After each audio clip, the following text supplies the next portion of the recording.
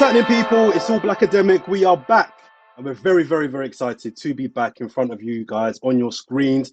We've been away for a little while. By the way, I'm Jordan, your host, if you didn't know by now already. We've been away for a couple of months during the spring period.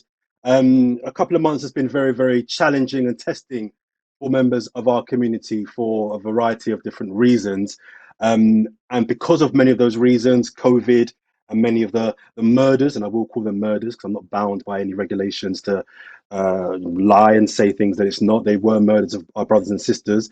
We have now moved into the current climate of filming our shows, which we'll be doing for the foreseeable future, all online, which do bring also some great positives as well. We can expand our pool of fantastic guests we want to reach out to as well. But the crew have been working very, very hard over the last couple of months in trying to come up with some ideas for some really great shows and stuff that's progressive, but also trying to always be solution orientated as well.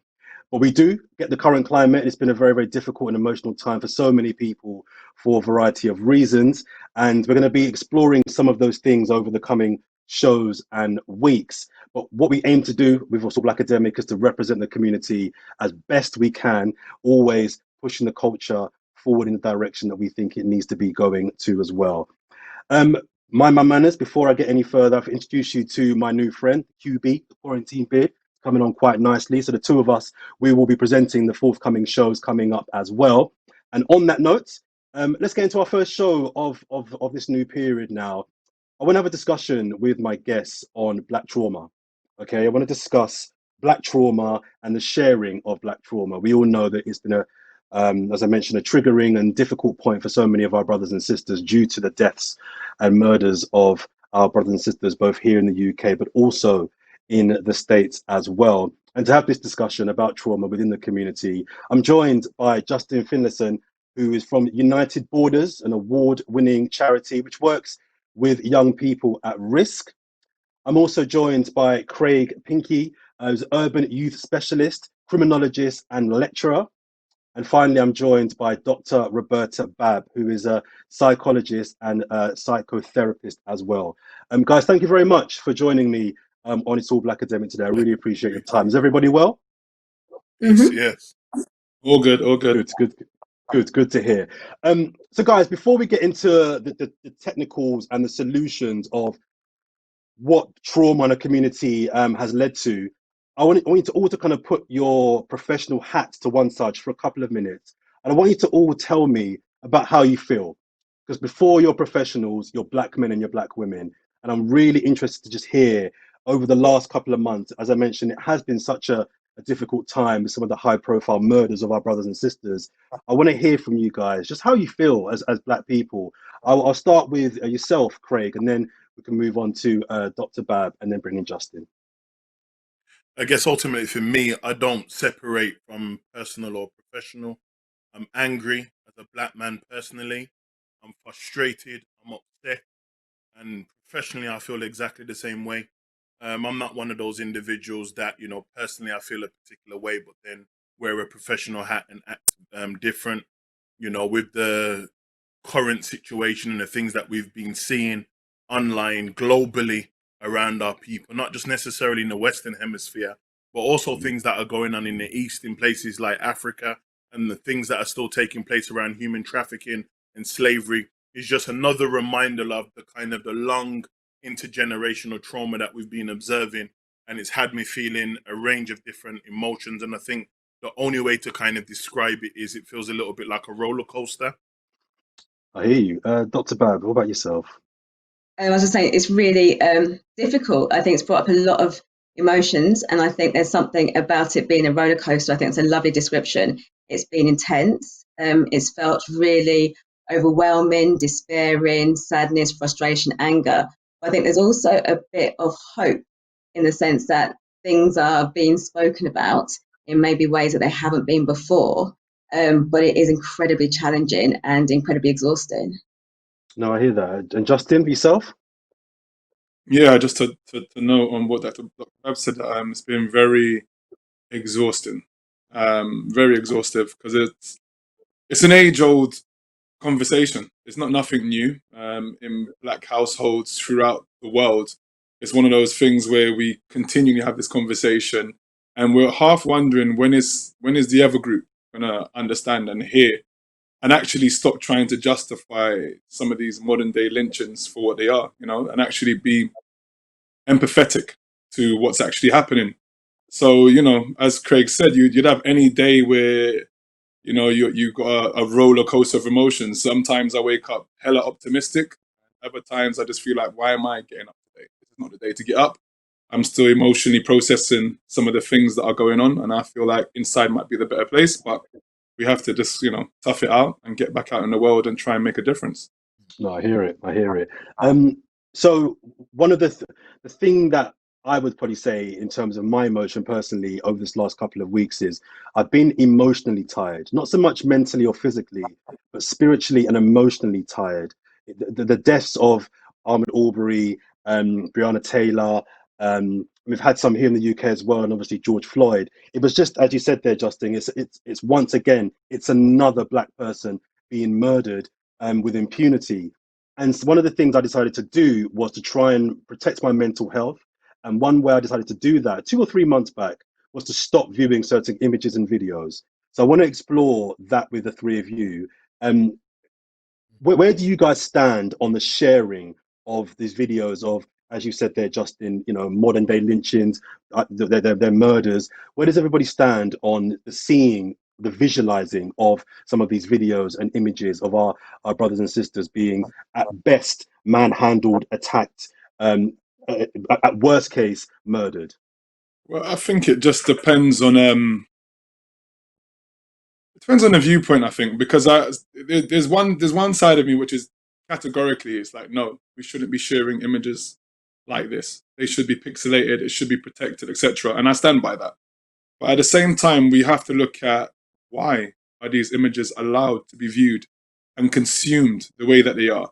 Because, when we refer back to ISIS killings, when they were beheading a lot of the foreign nationals that were in Iraq and Afghanistan, etc., you'd have to go onto the black net to view these killings. They weren't readily available. It wasn't something I could watch on GMB whilst I eat my Alpen. I can watch a white person be killed. So we also have to question, why is it that the consumption of Black death has become so normalized and just a necessary function within the societies that we live? Because it's not as if to say we have the power to say, actually, can you stop showing that? If it was any other thing, any other group in this same scenario, it would be handled with a certain amount of sensitivity that people would agree this might not be the thing to witness at 8 o'clock in the morning. But we've got no protection from that whatsoever. So therefore, you have got a situation where young people are where they are, where they're angry, where older people feel like they've let down a younger generation because they're still dealing with the same issues from yesteryear. It just leaves a myriad of emotions. But a lot of me questions why the media deems our death a really salient thing to show people at any time of the day. Craig, are you a no sharing, or do you think that, are you someone that does view these images? I don't like to use the word sitting on the fence, but everything that Justin said, I agree with it, and I sit with that wholeheartedly. I guess the position that I'm in a position of influence, I kind of share a different perspective in the sense that whilst I understand that our death is solely consumed for one, entertainment, and two, just people's observations.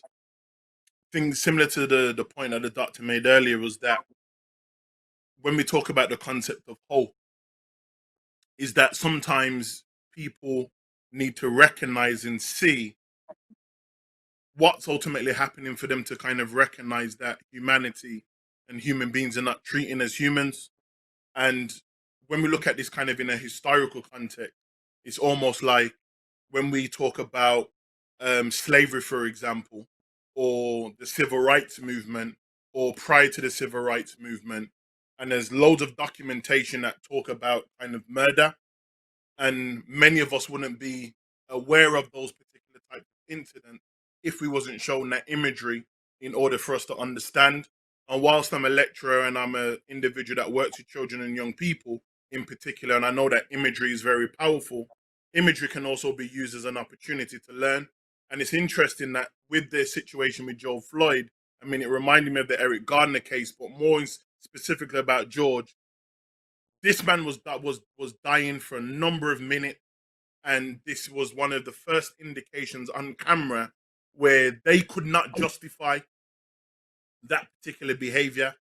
And I kind of feel that sometimes that when many of us are trying to explain the plight of our people and talk about injustice and brutality, many of us have to go back to those images and videos in order to demonstrate our argument. So whilst I understand exactly what Justin's talking about, and I'm agreeing with that, it's almost like, what are we using these images ultimately for, and how can we use these images and videos in order to push an argument and narrative? Because it is a historical conversation and it is nothing new. I think I'd agree. I think both positions have been really clearly articulated, and it is a difficult thing. And I think we have to be thinking about, just because we can, should we? And if we do, what's the function of it? I think there's something about actually bringing the humanity back into the police brutality, the racial discrimination, the racial trauma that we're seeing and having to witness. And it's about an awareness of the fact that we can't unsee what we've seen. So we do have to be thoughtful about how it's been displayed, how it's been communicated. Is it gratuitous? Does it have some sort of, underlying function? But the reality is that the paradox of change is you have this before it can change. And I think as Black people, our experiences are often questioned. And, think about the idea about racial gaslighting. And I think sometimes you do have to have a real undeniable reflection of what's happening that can't be debated, that has to be sat with, that has to be experienced and witnessed. And I think that can be a very, very powerful influencer. Let me stick with you for a second, Dr. Bab. Just talk us through what the kind of long-term psychological impacts of viewing Black men and Black women being murdered on camera. And I want to get to the young people with the gentleman in a little bit as well, but just generally as Black people, what are the long-term psychological impacts of, week after week, month after month, the sharing? What does that do to our psyche? It can be very, very destructive. I mean, we're talking about a traumatic experience. If we think about trauma, especially something like post-traumatic stress disorder, it's not only about experience something, but actually we can be traumatized through witnessing something or hearing about something. So the fact is that this is a sort of impacting so many domains of our life. It's on our televisions, it's on our social media, it's in our conversations. So it's a real sense of kind of being overwhelmed. And I think we can see depression, hopelessness, anxiety, stress, guilt, powerlessness, real sense of anxiousness and helplessness and despair. But also from that can be a sense of people are coming together, people are waking up, and it can be quite unifying. But the experiences are traumatic, and that can have a real impact on our emotional well-being, but also our physiological well-being. So you can think about the instances of high blood pressure. You can think about sleep difficulties. It is a very complicated experience, but it is a very serious one that happens in a number of different domains. No, I was just saying that I'll just kind of go on from that in terms of when we're talking about young people. It's almost like they get the ripple effect of those images and those thoughts and feelings from us as adults. So when I talk to children and young people, what I get is frustration, what I get is anger. So when they want to step out on the road and start causing a madness in the street, I totally understand it because I understand their frustration. It's interesting because I speak to my parents a lot about when they was growing up, what were the kind of the tipping points when they was growing up. And my dad talks about Roots, when Roots kind of was on TV and became a series that caught a lot of people's attention. He said that a lot of youth that were growing up in Handsworth in the Birmingham area, they kind of took to the streets and started attacking white people at random. And it's interesting because, again, imagery links to two things. One, the pain, and two, the educational element that talks about the history that was oftentimes hidden from us, generally by our institutions where we're supposed to learn about who we are and identify who we are as human beings. So when you've kind of got that paradox of one, enlightenment, you've also got the anger. And unfortunately, we don't have those systems in place to deal with the frustrations and anger. And that may explain or attempt to explain why we see children and young people out on the street moving crazy from the outside looking in, because they don't understand what's ultimately going on. And what's shown by young people is they've kind of got that rebellious spirit that sometimes they don't understand what they're going through, but they understand injustice. And whereas many adults have kind of been conditioned by default into accepting and allowing these kind of injustice that have happened historically, it's always been the youth that have been ones to fight for that injustice that we're witnessing every single day in our communities. And is a possible, I don't know, positive, if you like, of the sharing of these videos and imagery, that things like the Black Lives Matter movement, and I understand there's a conversation happening between the difference between the organization and the message, but is the sharing and the viralness of these videos of Black men and women being killed and murdered, is it that now, because of that viralness around those videos and imagery, Black Lives Matter and that discussion of valuing Black people, respecting Black life, is now on the forefront of everywhere we go? I mean, it's definitely added and contextualize how we go about things, how we navigate things. It's also held a microscope to people who have unsavory views, people who are, who better fitted in the 50s or the 60s in terms of their viewpoints. It's been highlighted now that, we're part of a different era. It's a different code. But it's one of those ones where I look at these things with caution. We've had many awakenings, many arisings in terms of our consciousness, in terms of even movements. We've had more progressive movements yesteryear than what we have right now. So I would caution some of this awakening, and it's got to be utilized properly from the community in terms of being galvanized, in terms of being politicized and moving forward and creating a proper safe space for young people. Because at moment, at best, it doesn't seem like we are offering the sort of protections that's necessary to survive in the Western society. It really doesn't feel that way to me at the moment. But, and what are they? What are they, Justin? Well, for me, it's just like your basic human rights. Like if you've got to have an encounter with the police, you like to think that you can come away from that encounter without being murdered. I mean, obviously the US is a bit more extreme than here, but in the UK, I've lost 3 people. My friend's lost his dad. I've got another friend that lost his son, and another guy I know I've been killed in the police station opposite me. So it's not something that I'm alien to. The very first funeral I ever went to as a 6-year-old or 7-year-old, I believe I was my dad's brethren who was choked out by police and murdered in broad daylight. So it's one of those things where I'm thinking, how is it that something that was almost like a dream when I was 7 is still a fixed reality now at the age of 42? Like, what's really going on? So sometimes we get this false sense of security that we're making all this progress because, there's Starbucks now, we can eat cheese and drink wine with our brethren and stuff on a Tuesday evening. And we kind of get lulled into this false sense of reality. And then I deal with a lot of young people, and they're talking about police as if to say, they like Craig said, like they have watched the first edition of Roots, and they're like really anti-police. And I'm like, right, what's going on? I get to realize I'm a lot older. So my privilege means I can skate past police. Police don't really look at me as much. I'm not really someone that's on their radar as that. But when I'm dealing with my young people who are constantly being harassed by police, then constantly, I mean, how that plays itself out in how they deal with each other, If I look at my own situation, I mean, my son was stabbed a number of times, wrong place, wrong time, one of those situations. And within 4 months of that attack, police wrote to us to say that the case had been NFA'd, no further action. And I'm thinking, wait a minute, this is, my ex-wife works in banking. I run a youth provision. We are by all means, a kind of middle-class family, I suppose. But still, when working class things happen, it doesn't matter about what class denomination you belong to. You're quickly reminded that, what the Black experience, class-wise, is no different, it's very different, to, I believe, the white experience. So, the same things are happening to white people up and down the country in terms of poorer white people being policed a certain way.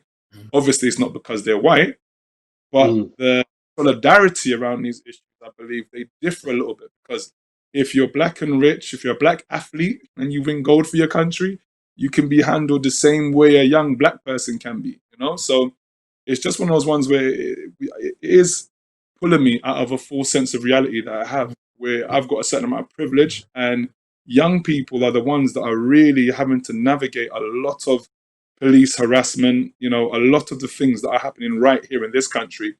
That's what the George Floyd scenario reminds me of, that we've got big situations here, and let's not hold our head in the sands and act like it's not happening, because it really. And I think that one, just to kind of just add on to the point that Justin just made, I think the conversation about having, as it relates to race, is now back on the table.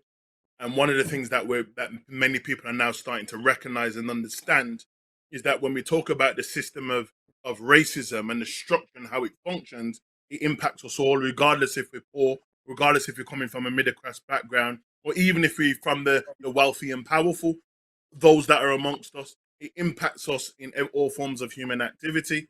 And I think these are the conversations that I believe that we don't have, because what we do is we observe a number of experiences and incidents, and we oftentimes separate ourselves from that experience. So when we've seen the brother get killed in America, along with a number of incidents that took place, it reminded us of that situation. So regardless if an individual is thousands of miles away, we're connected to that pain, that hurt. And one of the things that we don't talk about is how racism functions within Great Britain. So we look at the American experience and we say, well, that's quite overt in the conversations and the expressions around race and the divide of race within America and the emotions that are ultimately around that. But within a British context, it's covert. And it's interesting because, like Justin just said, from the age of 6 years old, and I remember being age of 6 and 7, and also a similar situation happened of a member of my family. And it's been that continual conversation. But within Great Britain, it's more of a covert conversation about racism. And we always kind of play this standoff kind of scenario where it only happens over there. So yes, America may have guns. Yes, they may play in their media channels every single day. But just like here, we can talk about hundreds of men in all of the cities that have been strangled by the police and killed, that have so-called committed suicide whilst they've been in police custody, individuals that have been sectioned under the Mental Health Act have been attacked and harmed by the police. And there's numerous of young people that are being not necessarily just harassed, but also being sexually and violently assaulted by police officers. But because we don't complain, because we don't hold people accountable, it just becomes a conversation that exists within our community, but doesn't exist within their realm. And these are the fundamental things that I believe that now, going back to what the doctor said earlier, is that now we have this opportunity now to have a conversation that we probably never had before within Great Britain. And Dr. Bab, let me go back to, you referenced gaslighting. For those who may be watching this, who don't fully understand what that is, what that looks like, just talk us through, you know, what you mean. And that kind of plays off the back, I suppose, of Craig's point there. Just talk us through what you meant by gaslighting. I think with racial gaslighting, it's really about people starting to doubt their own experiences. So you may say something about how you've experienced an interaction or observation, and actually someone going, you know, a white person saying, actually, I didn't mean it that way, or it was that way, or that's not what I meant. And so then we're in a situation where we start to doubt our own experiences. And I think that's what I was saying earlier about sometimes it's really important to have some real objective data or evidence about the experience, because I think Black people's experiences are questioned. They're they're demoted, they're minimized, they're tried to be explained away. And then it becomes that we've said something, or we're making too much of it, or it's something that doesn't need to be taken seriously. And it really does need to. And let me stick with you, Dr. Bab. I'm really also interested in the impacts of desensitizing violence to young people. Now, for the last 5-10 years, there have been video games out, for example, that have been extremely violent, and there's been discussions around whether young people should be, they're even R rating and 18 rating some of these video games now. Is the sharing of certain videos of Black men and Black women being murdered, being lynched, that goes around on platforms that young people are frequenting, Instagram, Twitter, Snapchat, whatever, is this just the next level of the desensitizing and the normalizing of gratuitous violence? And it's just, this time it's black men and Black women. I think it goes along a continuum. Because I think, you know, the more you see something, the more you have to protect yourself, which means you take it back in your mind. As you're saying, it becomes normal. It becomes just another image. And then you kind of get disconnected because it could be a movie and you forget that actually it's real people. So I think it's a very difficult continuum to navigate.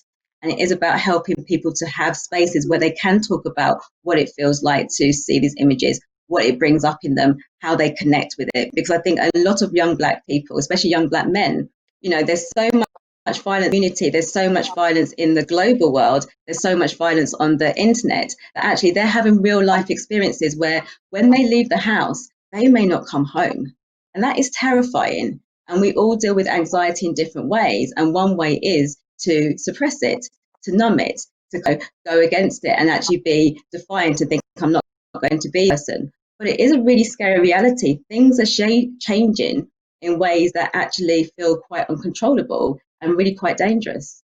I think one of the things that kind of links to the point that was just made was that we live in a violent society, and we kind of sometimes, when we have conversations about violence, we kind of put things in its compartment. You know, Great Britain or the West as a whole has been, the foundation is violent, and we see violence manifest in so many different types of ways. So when we're having a conversation about racism, racism is also linked to that violence, because it was violence that was used in order to subdue peoples of color. And I think when we then talk about kind of the desensitization of young people in particular, you know, we can look at Hollywood, we can look at, you know, Rockstar, we can look at Netflix, and all of these things are just byproducts of a wider society and a system that talks about racism all the time. So I would argue that our young people are already desensitized, and when they kind of come into contact with the issue of race, because they see it from their own lens, that's the reason why they're triggered in a slightly different way to when they may watch a film and see somebody shooting against each other, because they can't connect to that reality. But when they see an individual that comes from their ends, comes from their block, comes from their estate, get killed in the same type of way, it kind of unpicks or connects to a historical trauma that oftentimes we've never had the opportunity to explore and have that opportunity to heal. No, I hear it.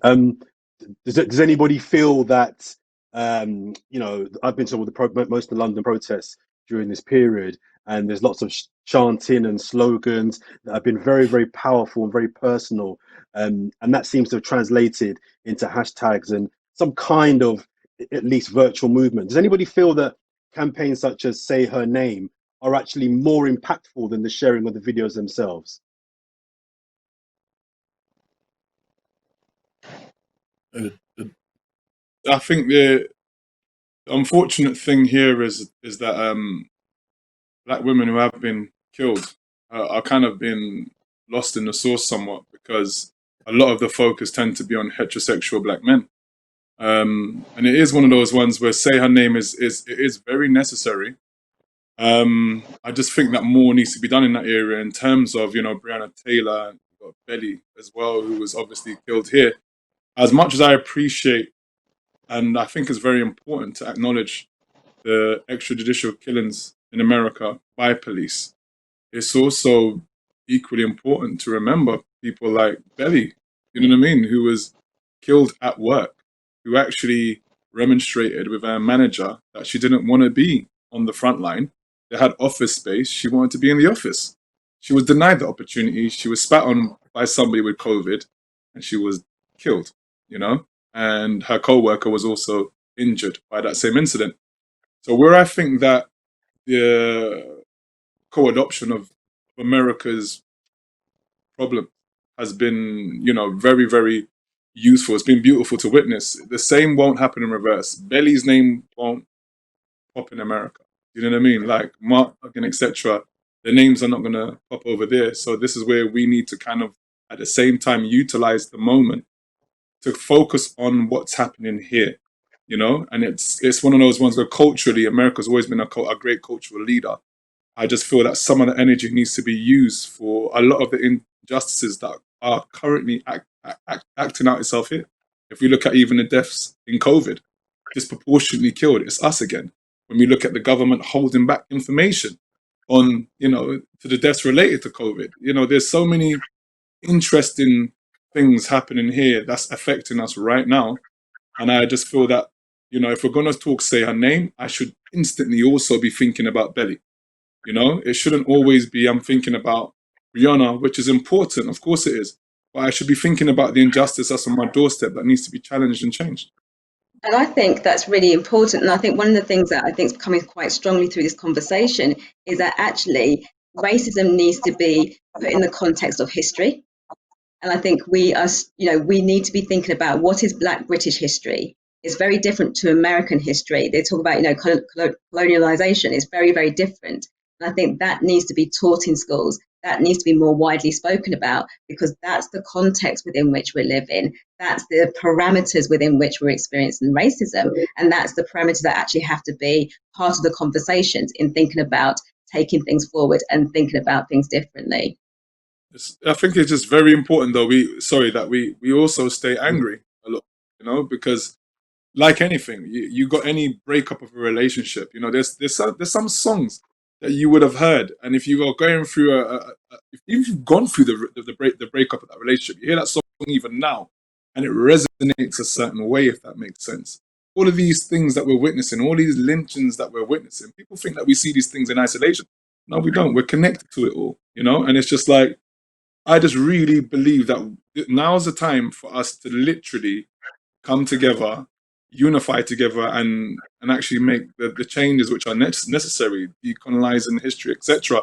But very important, if you're angry and you want to stay in your anger, don't let no one push you out of it for now. When you're ready to move from that phase, you'll move from it. But don't let people tell you right now, it's not about anger, it's about solutions. No, I just want to be angry. I woke up stressed. I want to stay stressed. I woke up depressed. I want to be in my depression mode for a bit. I don't feel like I need to move on. Why do I need to move on? Before, if that makes sense. So I just feel to push back on that, is that not then detrimental to us trying to push forward to get to solutions?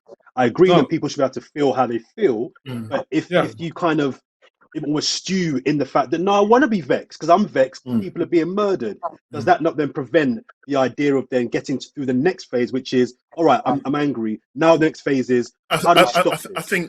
I think yes and no, because that's part of our healing too. If you look at it from a historical context, when we were raped and we were enslaved and we were treated like 3/5 of a human being, we were told to go back to work the following day.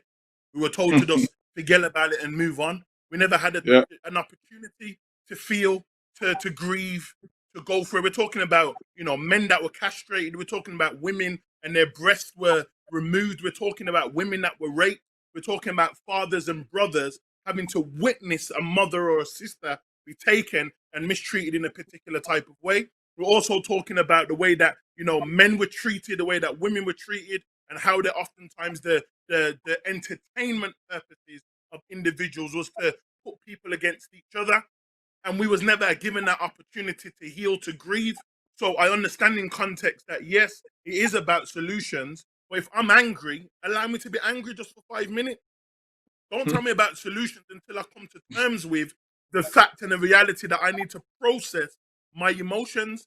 And from a historical context, just in conclusion, we've always been told we just need to move on. We need to go to solutions. But I can't arrive to a solution if I'm still very emotive about a situation. So that also links to the therapy that I think is really important to our mental health, because that would assist us in overcoming and essentially dealing with or coming to contact with those emotions that are linked to our traumatic experiences. So then we can have more better and effective solutions as opposed to reactive ones.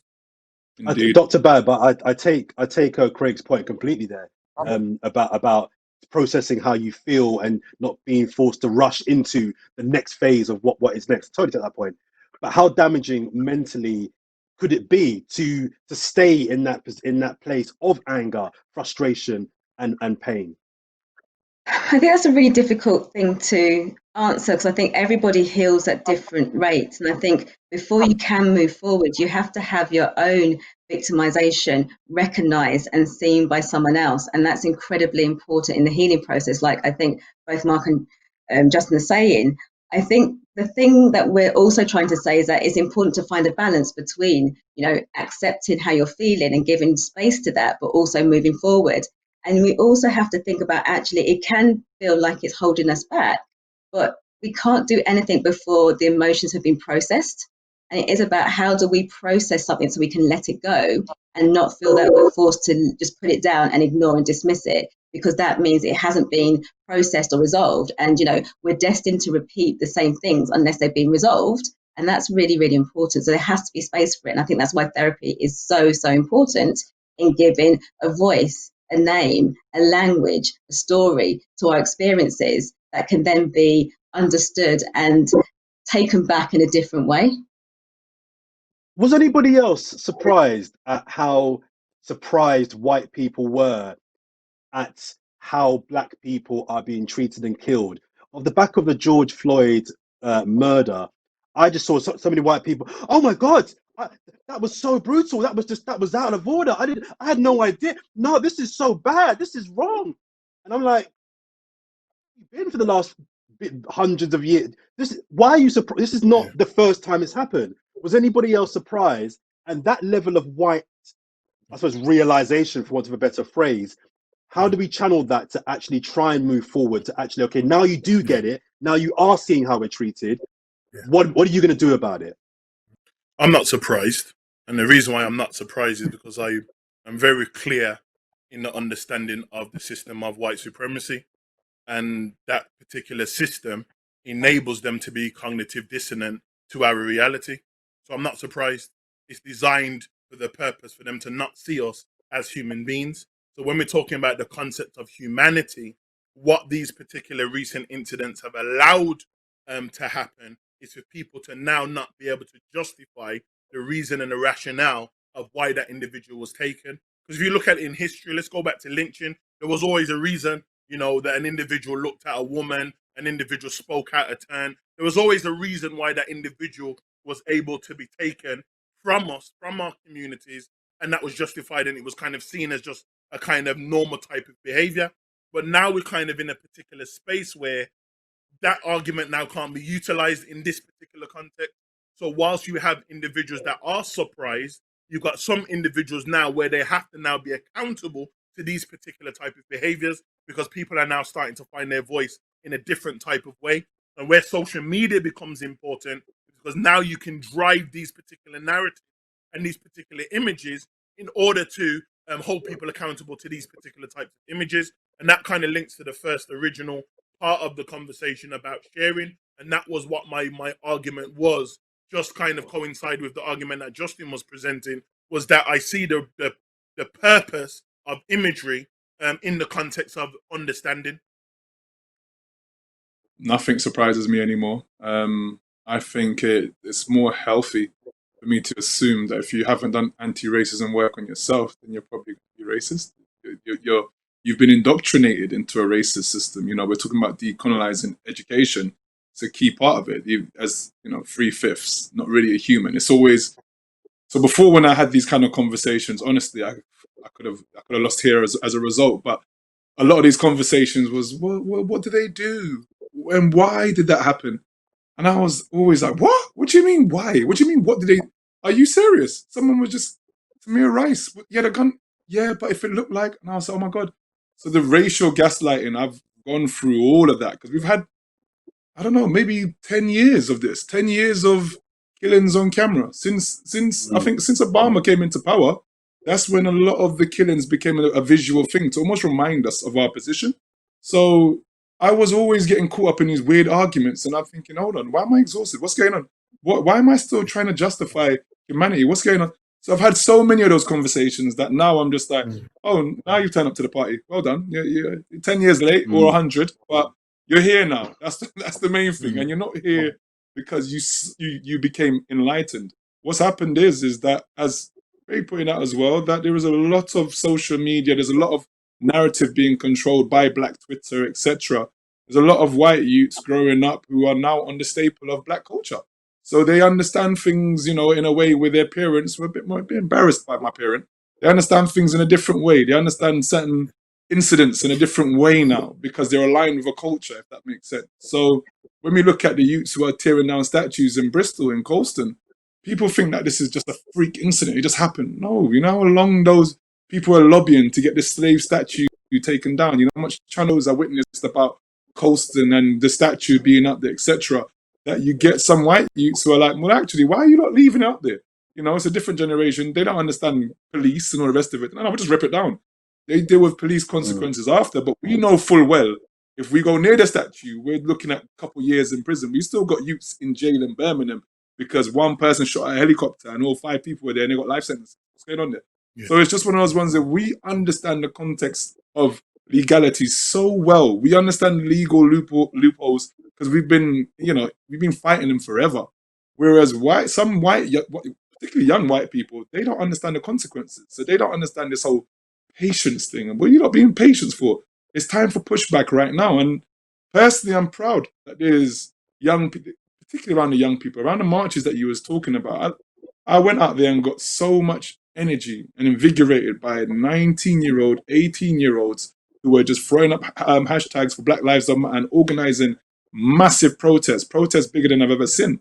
And it kind of does leave me hopeful, but I'm really surprised by the white community. What gives me hope is that we've got a younger white community who are on the staple of what we're on, and they're willing to make the changes and force certain conversations through with their adult peers.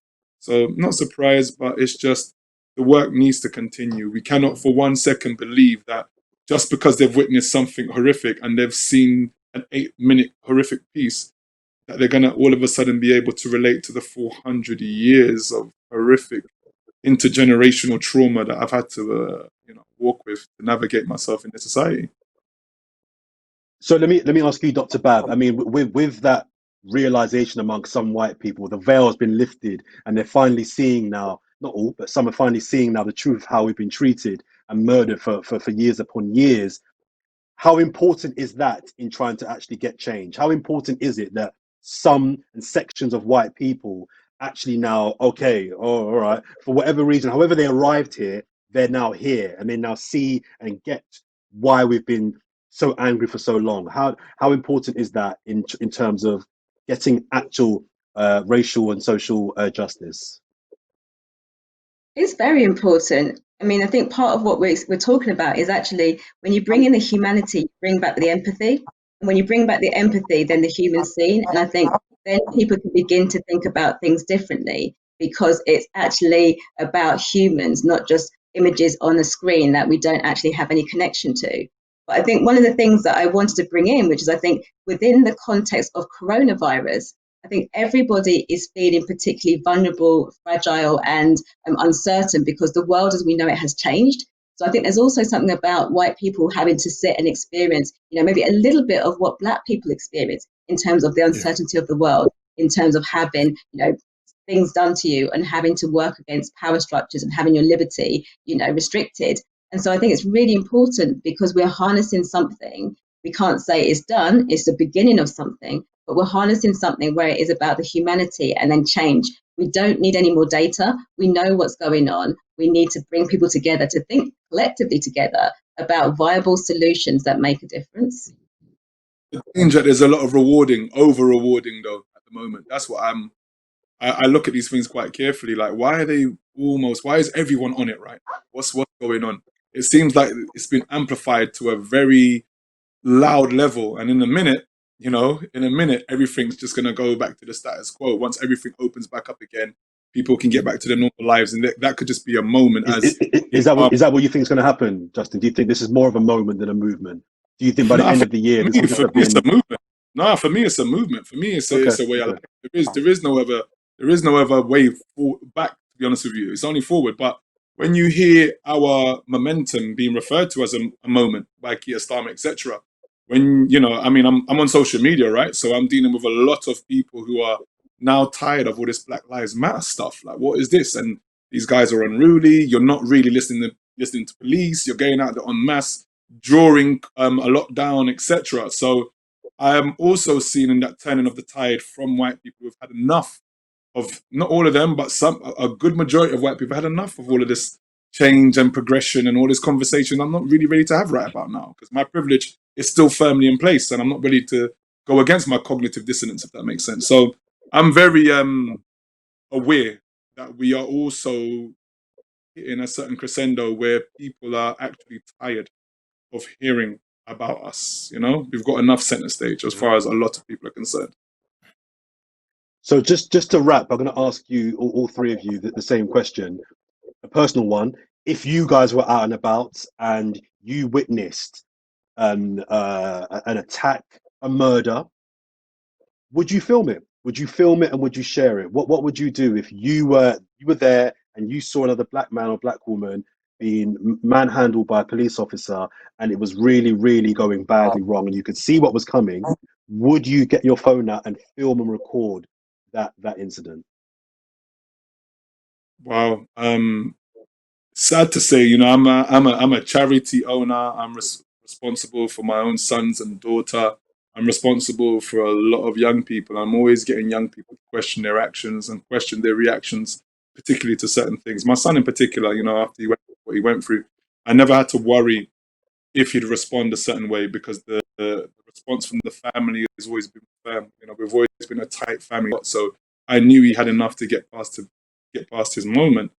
However, with all that being said and done, personally, if I had to witness someone in George Floyd's situation, Breonna Taylor's situation, for me, I just wherever they're going is probably going to be where I'm going to go. You understand? Because me filming someone dying, it just goes completely against my human principles to let that person live, and it's probably irresponsible to put myself in harm's way. It's something that's happened on more than one occasion. I've done it, never for myself, always for other people. I put myself in harm's way, but I couldn't rest knowing that my contribution to that is filming it, and that's not being negative to the person that filmed it, because George Floyd's death hasn't been in vain. It means that people are progressing and pushing for change, right? But it's just me personally filming something like that. No one should be in that position, but I feel like I'd have to physically try and remove someone from that situation, you know? I hear it. Dr. Bab? It's a very difficult one because I think there's something about it not being gratuitous, and I think it would only need to be filmed once. I mean, I don't know what I would do in that situation. I think that is a very scary, traumatic situation, and I think the fight, flight, or freeze response will kick in, and I'm not sure. But I would like to think that I could still be able to have some impact in terms of naming something, trying to stop something, but I don't know if I would film it, because I think, like Justin's saying, this is a human being who's fighting for their life, and it is really, really painful. And I don't know. I really don't know. I hear it. Craig? I think it's probably one of the most difficult questions as well for me, because all of these are traumatic experiences, and in any traumatic experience, we don't know how we're going to respond in that particular situation. That traumatic experience may ignite or trigger a series of things, for you. So for some people, they're going to run, some people are just going to end up shouting, and some people video. I would like to think for myself that I kind of stand on the shoulders of our radical thinkers. And I would like to say that, the price of freedom is death. So if that means that I need to be physically involved in that in order to stop an individual from killing another human being because it's the right thing to do, then I'd like to believe that I'm one of those types of individuals. But in the moment, you just never know. And I think that's our reality, that we would all kind of like to be in a situation where we are preventing these scenarios and situations from happening. But the ultimate question is are you prepared to lose your life? Because that's what it would take. And in an American context, they most likely would either shoot or strangle you. And in a British context, you also might get choked out in that process too. So it's important that when we're having these conversations, to not kind of give these kind of superhero kind of responses as, this is what we're going to do and this is how we're going to respond, because this is not just one incident. There's been multiple incidents where our people have protested, our people have tried to fight against injustice, and in turn have lost their lives. And I think that we're in a space now where we're having better conversations, even if it's just amongst ourselves, about what do we do in those particular scenarios. So we can't be the type of individuals to tell children and young people not to behave a certain type of way. But in that same instance, we then turn around and say that we are going to do A, B, C, and D. So in conclusion, for me, I think, that saying the price of freedom is death. And I would like to think that I'm an individual that is going to lay my life down for a brother or a sister that is going through any inhumane treatment by our oppressors.